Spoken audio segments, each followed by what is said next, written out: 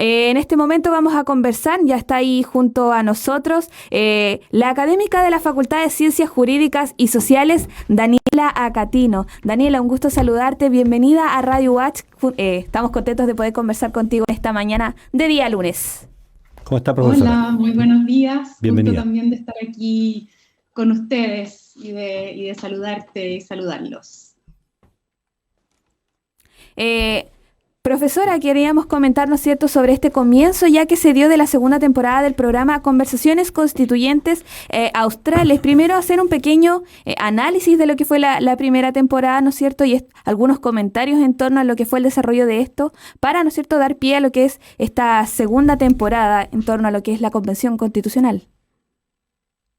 Así es, recomenzamos junto con el año académico este espacio de la Facultad de Ciencias Jurídicas y Sociales para ir siguiendo lo que ocurre en la Convención Constitucional. La experiencia del año pasado fue, creo, muy alentadora, muy provechosa. Creo que pudimos lograr contactar, conectar a las y los convencionales del sur austral, de todas las regiones donde tiene presencia la Universidad Austral, los ríos, los lagos, Aysén, con las auditoras de la radio, con quienes nos siguen también por las plataformas de la facultad, y de esa manera permitirles ir a quienes nos escuchan y nos ven, meterse un poquito en ese espacio de la convención que todos miramos con esperanza, pero también sin a veces entender demasiado bien lo que ahí ocurre, ¿no? Entonces creo que fue muy interesante poder tener esa experiencia de primera mano de las y los convencionales, conversando acerca del trabajo que estaban haciendo. Por lo menos esa fue mi sensación. Y este año comenzamos con el proceso ya en una etapa muy vertiginosa, donde después de meses dedicados con mucha intensidad a escuchar, yo creo que eso fue muy interesante ver cómo el año pasado las distintas comisiones escucharon a muchas organizaciones, muchas expertas, muchos expertos, fueron, ¿no es cierto?, debatiendo sus propuestas, todo también lo que significó la instalación de la convención, que fue un tiempo largo, ¿no? Pero ahora, justo yo diría que en el verano, en el tiempo que nosotros estuvimos de vacaciones, ¿no?, todo este proceso se aceleró porque las comisiones fueron terminando sus informes, terminando sus primeras propuestas, ¿no?, de normas para ser discutidas por el Pleno, y ahora estamos viendo, ¿no es cierto?, cómo semana a semana el Pleno discute esos informes, esos primeros borradores, en muchos casos rechaza muchas de las normas, vuelven a discusión, y la verdad es que están pasando muchas cosas, y entonces creo que tiene mucho sentido también ahora retomar estas conversaciones para poder ir mirando qué es lo que pasa ahí. Sí, usted muy bien lo decía, ¿no? En el verano de un momento a otro nos dimos cuenta, también seguimiento mediático que se realizaba en torno a la convención. Claro, en un momento de repente veíamos transmisiones todo el día de lo que era las aprobaciones de normas, los informes, las votaciones, estas votaciones también eternas que se dieron en este proceso. E igual ahí quisiera destacar que varias ONG participaron, académicos también formaron parte del proceso para poder dar pie a lo que eran los informes, las normas. Sin embargo, también hay un poco de sesgo por parte de algunos convencionales y algunos sectores de derecha que también quisiéramos abordar un poco más adelante respecto a lo que fue la aprobación en pleno respecto al derecho al aborto, y ahí salieron también algunas cosas también en medios, algunas desinformaciones, entre otras cosas que sería bueno abordar. Sin embargo, volviendo al tema de las conversaciones constituyentes australes que se está gestando, ¿qué otros temas se van a dar en esta segunda temporada, considerando ya que previamente estuvimos hablando de género, feminismo y nueva constitución, y las decisiones de las convenciones sobre jueces y pluralismo jurídico? Sí, efectivamente, esos fueron los dos primeros temas, que son temas en los que ha habido algunas aprobaciones importantes ya del Pleno y que han generado controversia, discusión, creo que ahí es muy importante algo que comentabas recién, ¿no? Esta idea de que a veces los medios se quedan con las cuñas, ¿no? Y se arma como, digamos, una polémica muy vistosa, pero a veces superficial en contenido. Así ocurrió con la aprobación por parte de la convención de una norma que requiere a los jueces juzgar con perspectiva de género, ¿no? Y hubo muchos gritos y muchas alarmas, pero muy poca discusión sobre realmente qué significa juzgar con perspectiva de género, hasta qué punto es efectivamente una novedad. Y creo que en ese sentido vale la pena no detenerse. Creo que ese es como el objetivo de este programa, es detenernos en algunos temas ahora en esta segunda temporada que están generando discusión y tratar de darles una mirada un poco más rigurosa, ¿no? Eso hicimos también con el tema del pluralismo jurídico, que fue otro concepto incorporado ya en normas aprobadas por el Pleno, que también ha suscitado discusión y que abordamos en el segundo de los episodios de esta temporada. Esta semana tenemos un tema que yo creo que a todos quienes vivimos en regiones nos interesa especialmente, que tiene que ver con la descentralización, con la promesa también de una constitución construida para reforzar el papel, el protagonismo, el poder de los ciudadanos en las regiones. Y por eso el tema que vamos a abordar es el del Estado regional y cómo va ya perfilándose este concepto en la nueva Constitución. Vamos a este miércoles conversar con Egon Montesinos y con Adriana Ampuero. Volvemos a tener a una convencional presente. Eso es chilota ella. Es chilota, exactamente. Sí. Chilota, y es un gran privilegio en esta etapa de vertiginosa, como decía antes, en que están con unos horarios de locos las y los convencionales trabajando. Es una suerte haber podido contar con ella para conversar. Las otras sesiones las hemos hecho entre profesoras, profesores, porque la verdad es que contar con las convencionales y los convencionales está difícil. Eso es lo que se viene esta semana, les puedo adelantar, y la idea es ir eso, conversando los temas sobre los que ya va habiendo acuerdos y sobre los que al mismo tiempo está todavía incierto qué configuración definitiva van a tener. Entonces también ir sondeando como por dónde vienen las cosas, ¿no? Hay muchos otros temas que están en carpeta. Próximamente también vamos a dedicar un programa a otra, creo, preocupación central de la ciudadanía en este proceso, que es, ¿cierto?, la idea de una constitución ecológica o de una presencia especial de las preocupaciones y los derechos que tienen que ver con la naturaleza y el medio ambiente en el proceso constituyente. Eso por, digamos, anunciar las que vienen ya claramente en carpeta. Queremos hablar también sobre el lenguaje de la Constitución. Hay nuevos conceptos que están perfilándose, ya mencionaba algunos a propósito de los programas anteriores y de los que vienen. Y entonces creo que también, o sea, estamos ahí armando un programa también para conversar sobre eso, ¿no? ¿Qué significa que se incorporen nuevos conceptos? Tenemos que asustarnos porque hay muchos nuevos conceptos constitucionales o no. ¿Cómo abordamos estos conceptos que vienen de distintos lugares, de distintos orígenes, de distintas tradiciones? ¿Cómo va a ser ese desafío de interpretarlo? Así que creo que tenemos muchas cosas interesantes que ir discutiendo.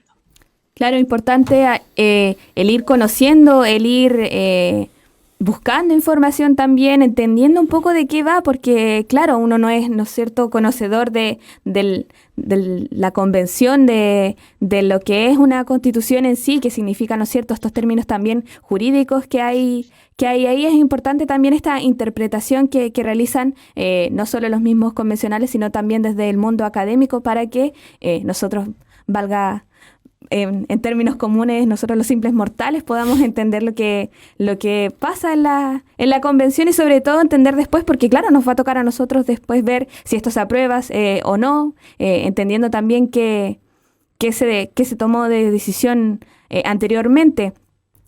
Profesora, antes, ¿no es cierto?, habíamos tocado de forma bastante sutil la aprobación del aborto, del derecho al aborto en el Pleno. No sé si usted nos pudiera explicar, ¿no es cierto?, respecto a este tema y sobre todo también indagar un poquito más adelante lo que fue toda esta controversia que se generó en torno a este tema, que poco más había aprobado el aborto y que no es así, si usted nos puede explicar.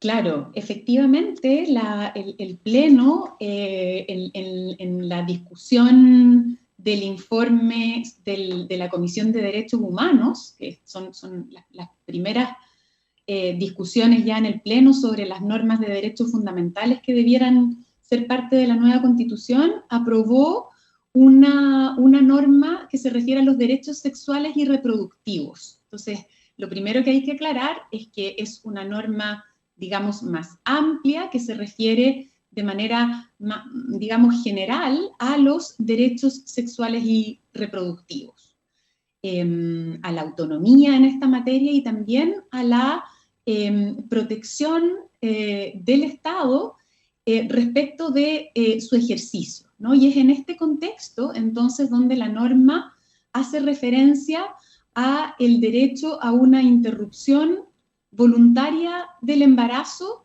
voluntaria, valga la redundancia, y protegida, ¿no? Entonces, efectivamente consagra en este sentido un derecho a la interrupción voluntaria del embarazo, pero no determina, por cierto, porque no es tarea esa de la Constitución, no determina con precisión cuáles son las condiciones bajo las cuales este derecho podrá ejercerse, ni en ese sentido, ¿no es cierto?,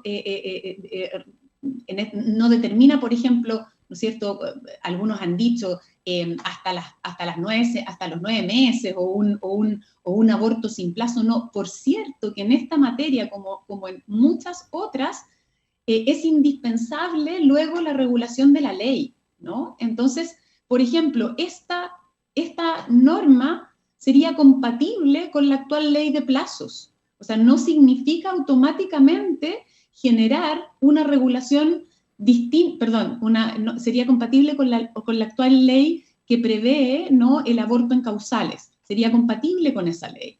No significa automáticamente, ¿no?, la ampliación de la regulación del aborto actualmente prevista.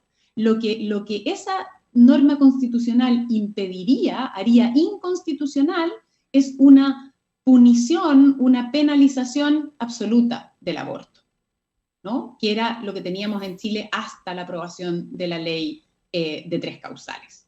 Entonces es falso, es engañoso decir que, digamos, que esta disposición constitucional cambiaría automáticamente y radicalmente, ¿no es cierto?, la situación normativa que actualmente tenemos respecto del aborto. Hay cosas en que sí uno podría pensar que hay, digamos, habrían cuestiones que probablemente se podrían volver a discutir bajo esta norma, fundamentalmente la que tiene que ver no con una norma que haya sido aprobada legalmente, sino que con una interpretación del Tribunal Constitucional que dio lugar, ¿no?, a la posibilidad de objeción de conciencia institucional, no solo personal. Eso no era una norma que hubiera aprobado el Parlamento, sino que fue una norma, digamos, incorporada por el Tribunal Constitucional, o digamos, una limitación más bien a la objeción de conciencia que fue eliminada por el Tribunal Constitucional.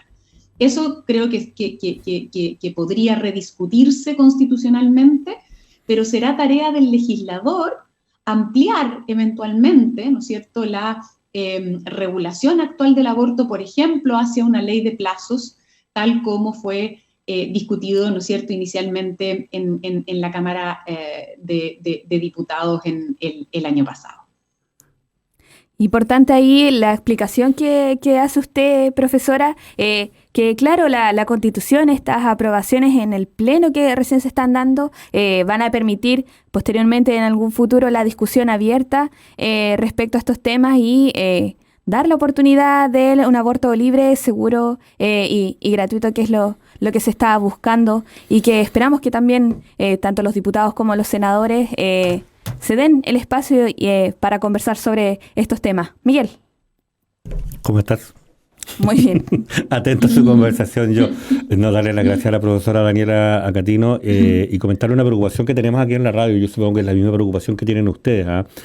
Que es tanta la información en este minuto, y sabemos que esto va a ser mucho más intenso aún, no solo en la producción de información que circula en torno a la Convención Constituyente, sino también, en tanto nos acercamos al plebiscito, la demanda por información. Entonces la pregunta es precisamente cómo hacernos cargo de este flujo. Nos pasa en la radio, digamos.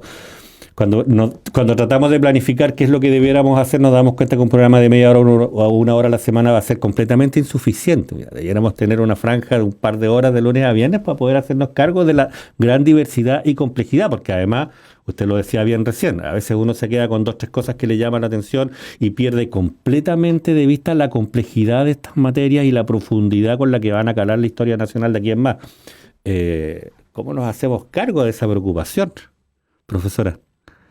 Sí, a ver, yo creo que afortunadamente tenemos algunos como medios especiales. Estoy pensando, por ejemplo, en La Neta, que ha sido una gran contribución. Yo creo que hay algunas especies de observatorios del proceso constituyente que creo que son indispensables en este momento para tratar de ir siguiendo el debate. Estoy totalmente de acuerdo con esta sensación un poco abrumadora, ¿cierto? De mucha información que viene del Pleno y que no siempre es muy fácil de interpretar, ¿no? Justo leía esta mañana una columna de Patricio Fernández, del convencional Patricio Fernández, en el Mostrador, donde él decía que una dificultad de esta etapa en que llegan las normas, o sea, las propuestas de las comisiones al Pleno, y el Pleno aprueba y rechaza en general y después en particular,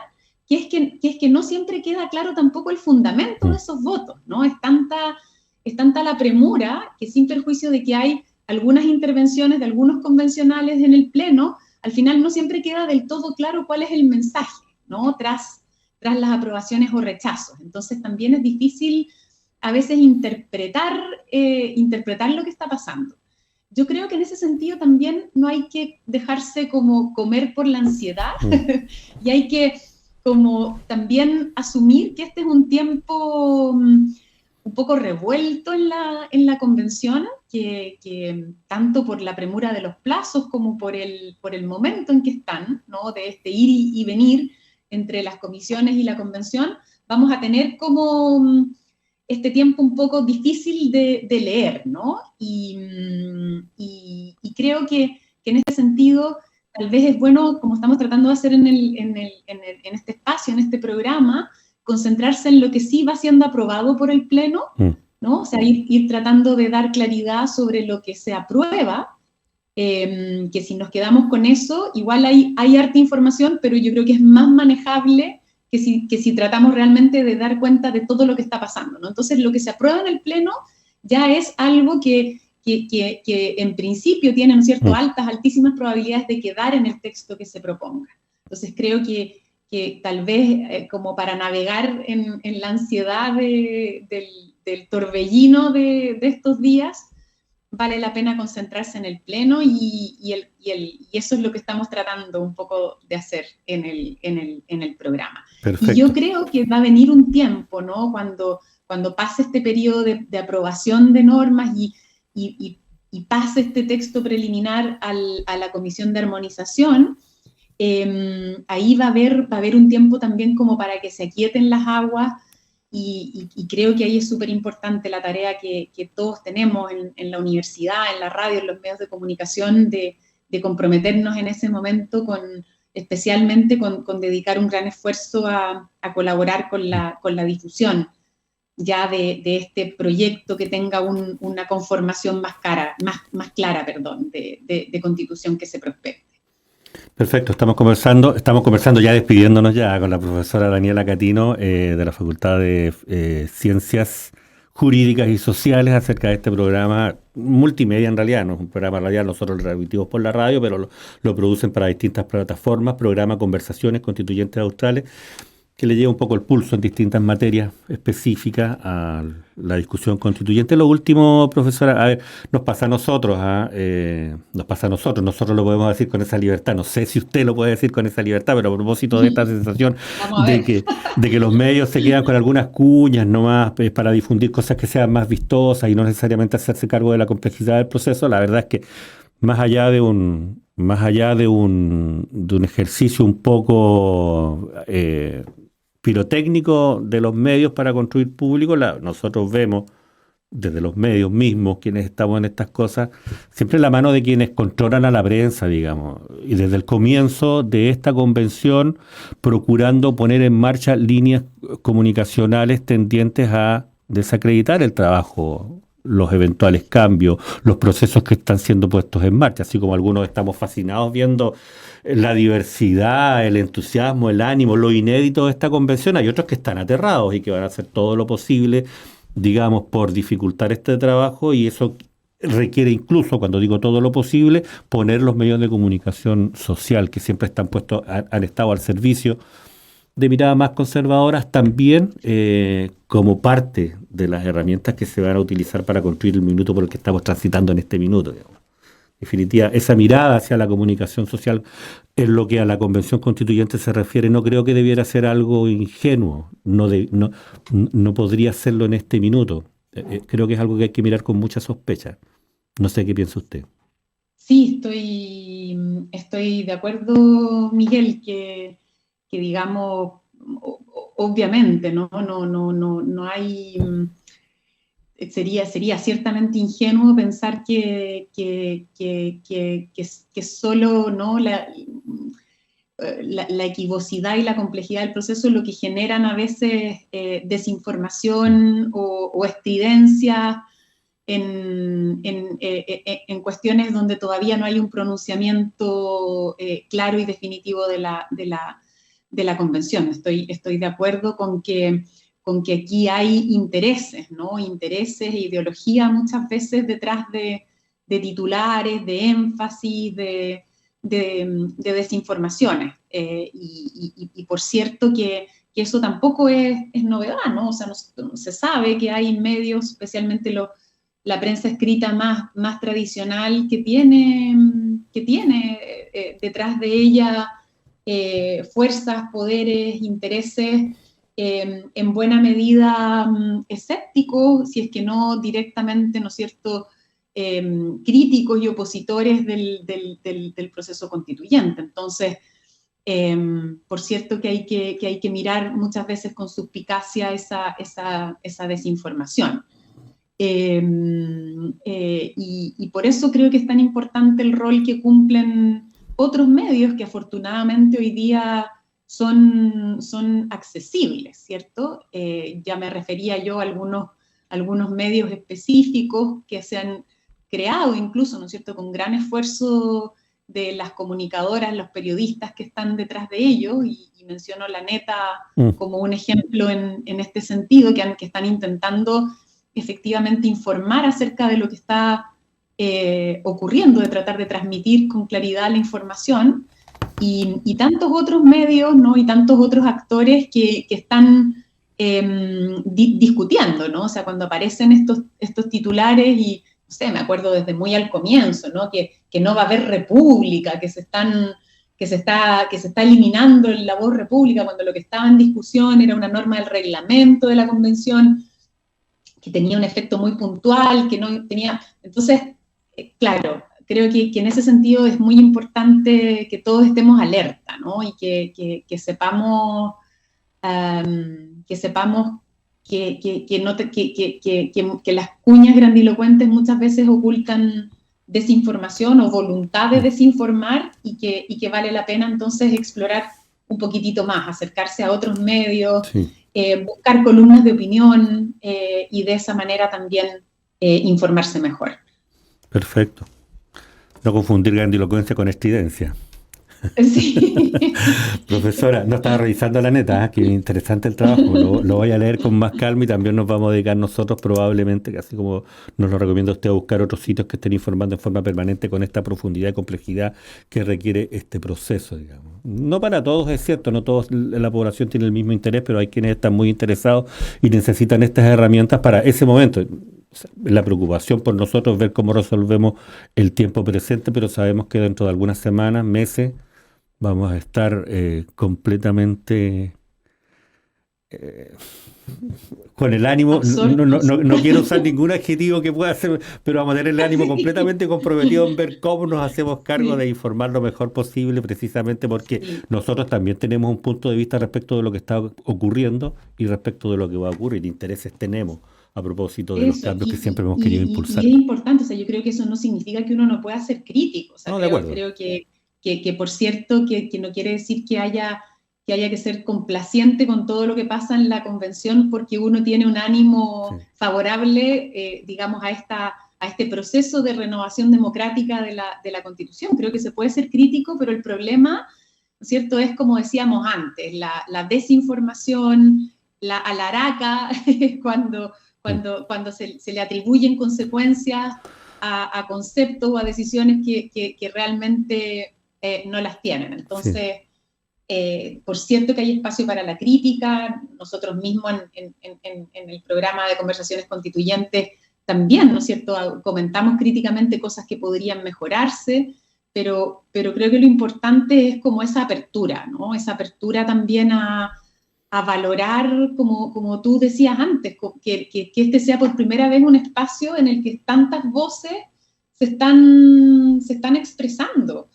Y, y por cierto que eso genera que intenten ingresar a lo mejor conceptos nuevos, conceptos mm, que para los abogados son a lo mejor extraños, pero hay un valor en ese espacio de, de expresión, primero sí, que todo de expresión. sí. Y luego, claro, es un tremendo desafío dialogar, acordar, y creo que eso es lo que también se está viviendo hoy día en la convención, el momento en el que hay que encontrar una forma de diálogo y de acuerdo, ¿no?